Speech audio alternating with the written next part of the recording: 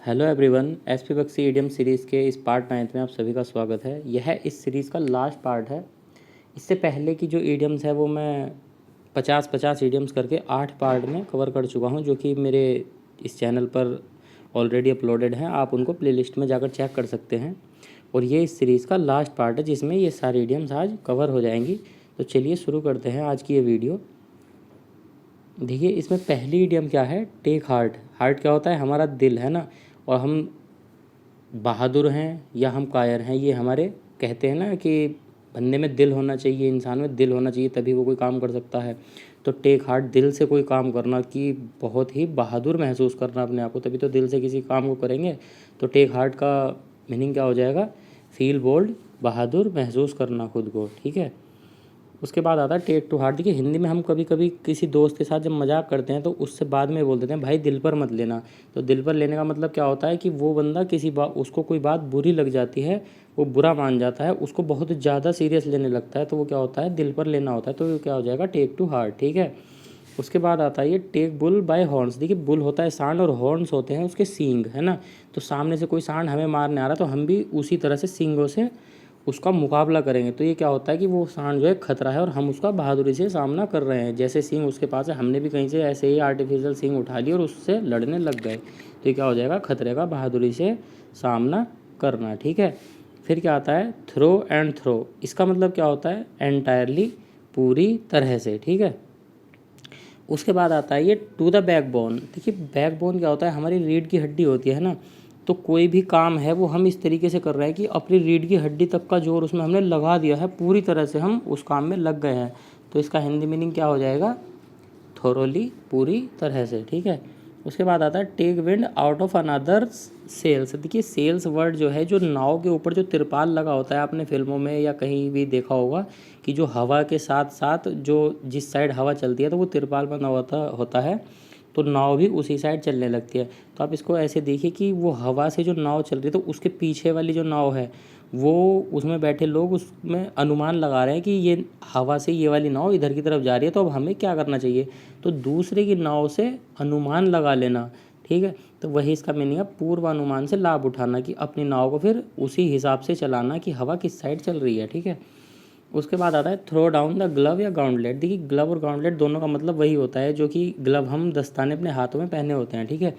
तो आपने cricket match में देखा होगा, जब धोनी विकेट कीपिंग करते थे तो वो लास्ट बॉल पर जब सिंगल रन चाहिए होता था तो वो क्या करते थे, अपना एक ग्लव जो है वो उतार देते थे और जो बल्लेबाज होता था, बैट्समैन, उसको चैलेंज करते थे, चुनौती देते थे कि तू एक सिंगल रन लेकर के दिखा, ठीक है।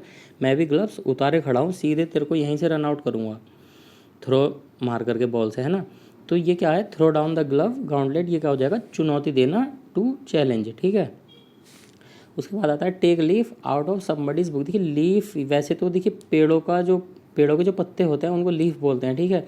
बट यहाँ लीफ आप एक किताब के पेपर से, उसके पेज से रिलेट करिए इस वर्ड को, take leaf out of somebody's book, ठीक है।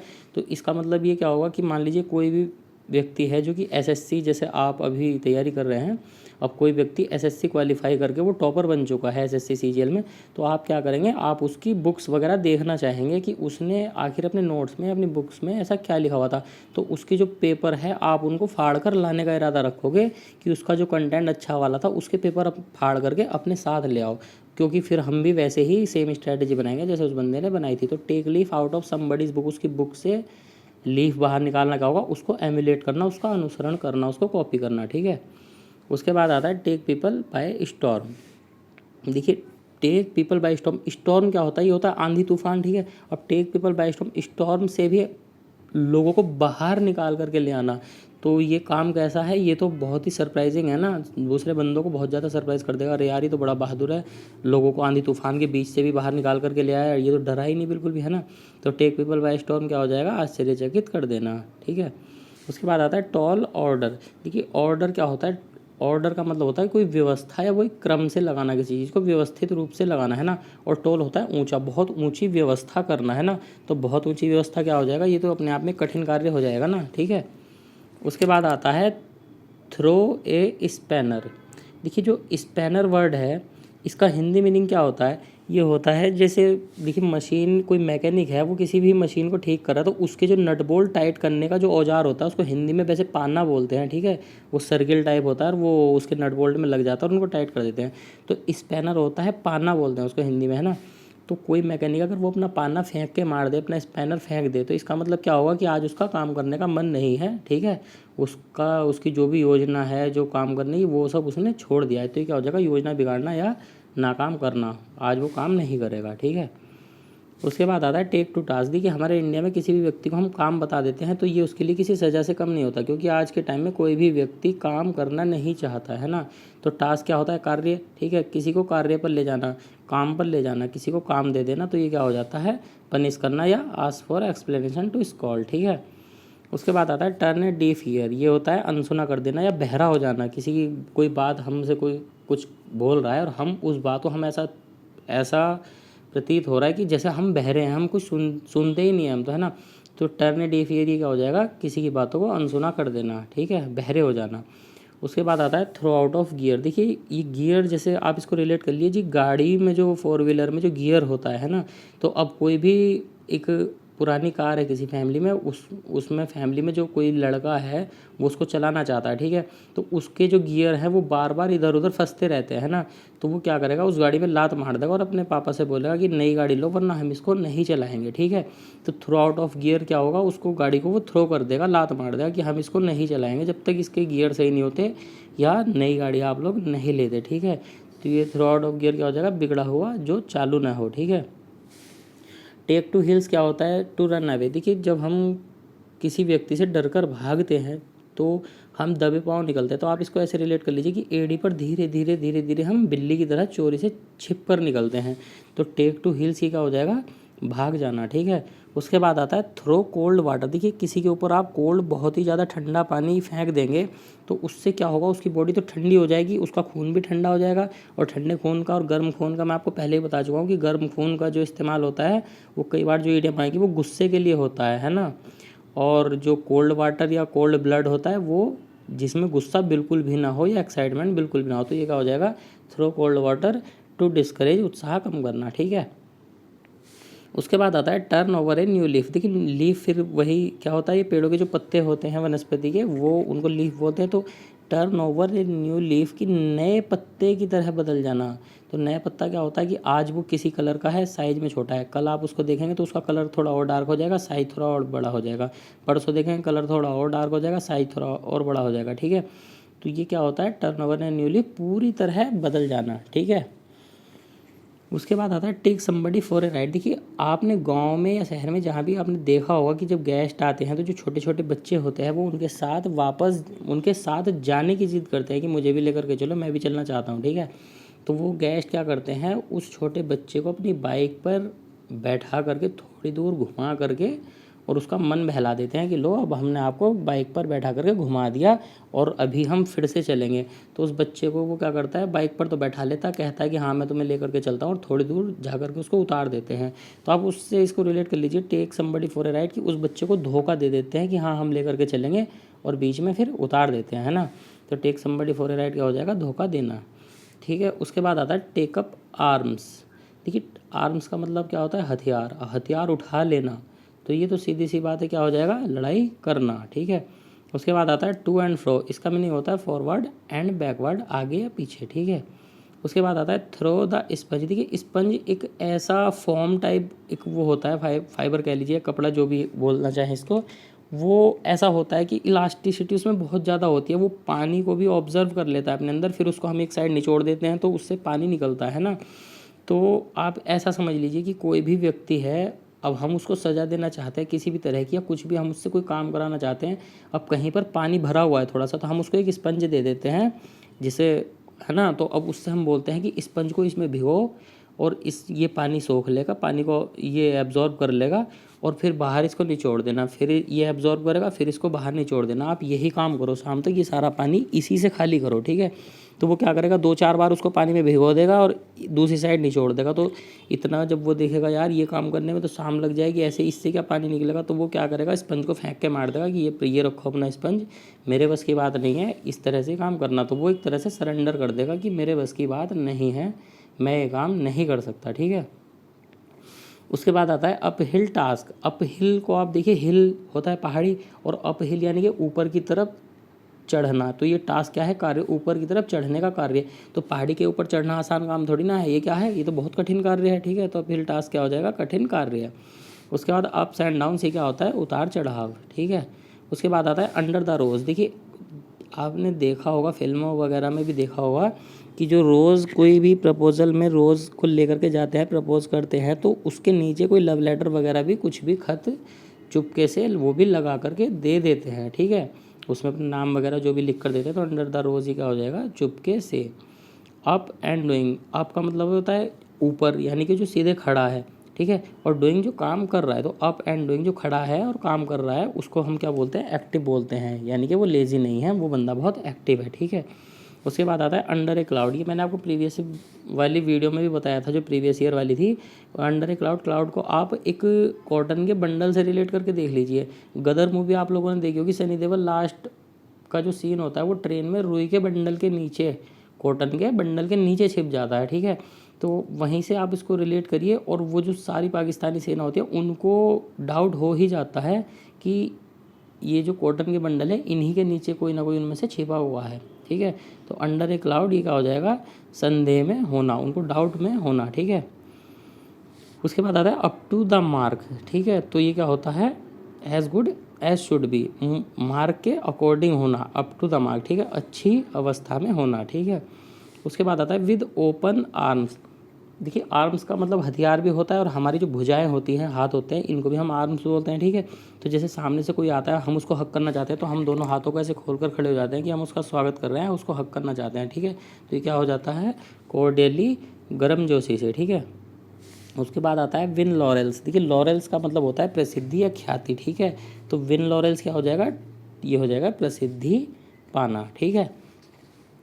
उसके बाद आता है हमारा वाइट एलिफेंट। देखिए मैंने पहले बताया, इस वाइट एलिफेंट को मैं एक वाइट कलर की स्कॉर्पियो या फॉर्च्यूनर गाड़ी से रिलेट करता हूँ, जिसको बंदा ले तो लेता है बट बाद में उसको चला नहीं पाता, क्योंकि उनके जो मेंटेनेंस है वो बहुत ही ज़्यादा महंगा होता है, ठीक है। तो उसको बहुत ज़्यादा लोग यूज़ कर नहीं पाते हैं। तो वो उनके लिए क्या यूज़ हो जाती है, वाइट एलिफेंट हो जाती है, कि महंगी तो होती है बट कम उपयोगी होती है, खर्चा ज़्यादा कराती है, ठीक है।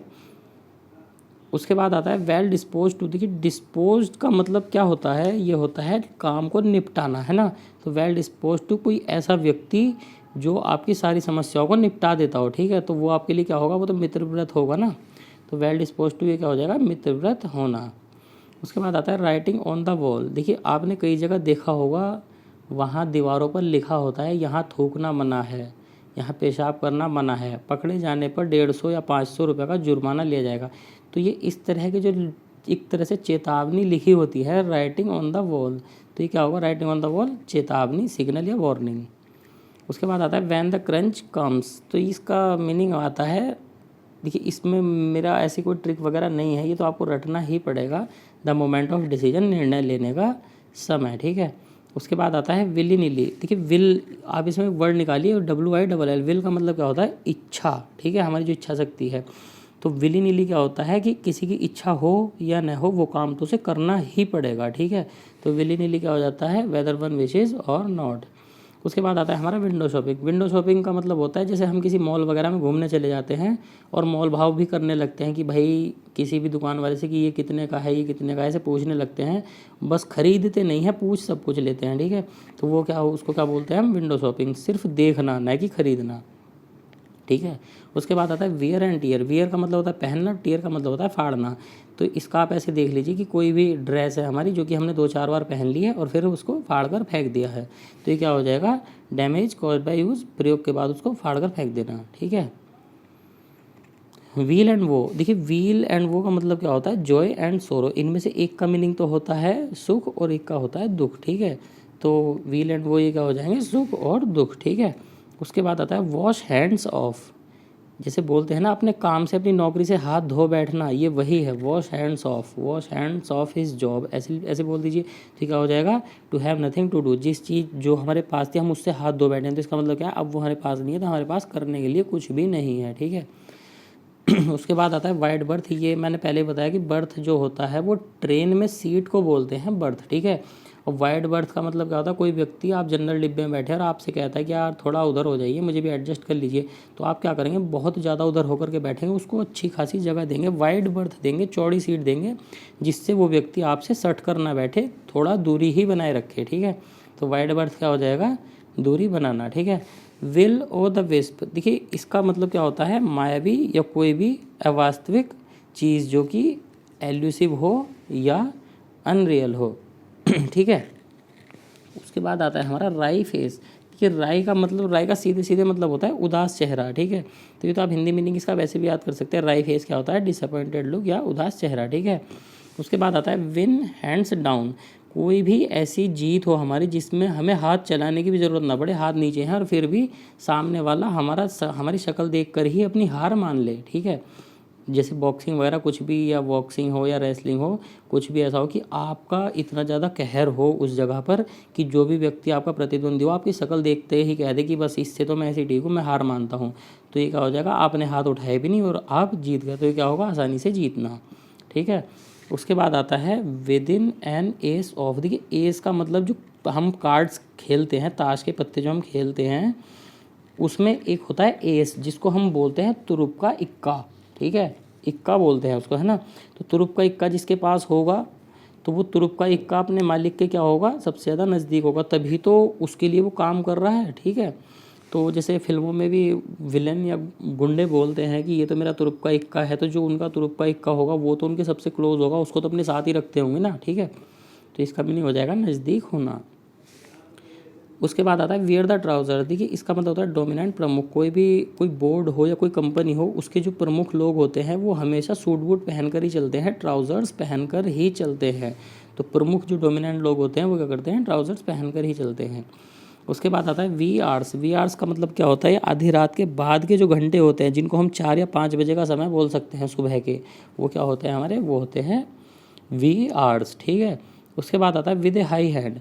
हाई हैंड को आप ऐसे देख लीजिए, दो पक्षों में लड़ाई हो चुकी है और कोई एक पक्ष का बंदा क्या है, उसका गिरेबान पकड़ लेता है, उसके कान के पास अपना हाथ रख लेता है और उस सामने वाले से बोलता है कि अब बात करो, और उल्टा कुछ बोलोगे तो कान पर लगेगा तुम्हारे। तो with A high hand, hand को हाई करके रखना, उसके कान के पास रखना सीधे, कि कान पर बहुत जल्दी लगने वाला है। ठीक है, तो ये क्या होगा, ऑप्रेसिवली, सख्ती से निपटना, किसी काम को ऑप्रेसिवली करना। ठीक है, क्योंकि सामने वाले के साथ हम बदतमीजी कर रहे हैं, तो ये क्या होगा, ऑप्रेसिवली।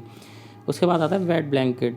देखिए फिर से वही कोल्ड वाटर के जैसा ही आ गया, जैसे अभी मैंने बोला था थ्रो कोल्ड वाटर, तो ये वही है कि ब्लैंकेट कंबल होता है, और वेट क्या होता है, गीला, कि वो पानी में पहले हमने कंबल गीला किया फिर उसके ऊपर डाल दिया, तो ये क्या हो जाएगा, दोनों का मतलब सेम ही होगा कि मज़ा किरकिरा करने वाला व्यक्ति या सामने वाले को, उसके एंथुसियाज्म को कम करने वाला, उसको डिस्करेज करने वाला। ठीक है, उसके बाद आता है वाइल्ड गूस चेज। देखिए गूस का मतलब होता है बत्तख। ठीक है, अब इसमें भी लिखा हुआ है वाइल्ड, तो ये क्या है, जंगली बत्तख को चेज करना, उसको पकड़ना। तो आपने देखा होगा जंगली जानवर कोई सा भी हो, कोई सा भी जंगली जीव हो, वो अपने काम में इतने ज़्यादा एक्सपर्ट होते हैं कि वो किसी नॉर्मल पर्सन के हाथ नहीं आने वाले। ठीक है, चाहे वो कोई पक्षी हो, चाहे वो कोई पशु हो, तो इसका मतलब क्या होता है, अनप्रॉफिटेबल, आप उसके पीछे भाग रहे हैं, वो आपकी पकड़ में बत्तख नहीं आएगी, तो ये क्या है, आपका व्यर्थ का प्रयास है। ठीक है, उसके बाद आता है विंडफॉल। ये आपने कई जगह पढ़ लिया होगा, सडन गेन इसका मतलब होता है अचानक मिला लाभ। ठीक है, ये वाइड वर्ड फिर से रिपीट हो चुका है,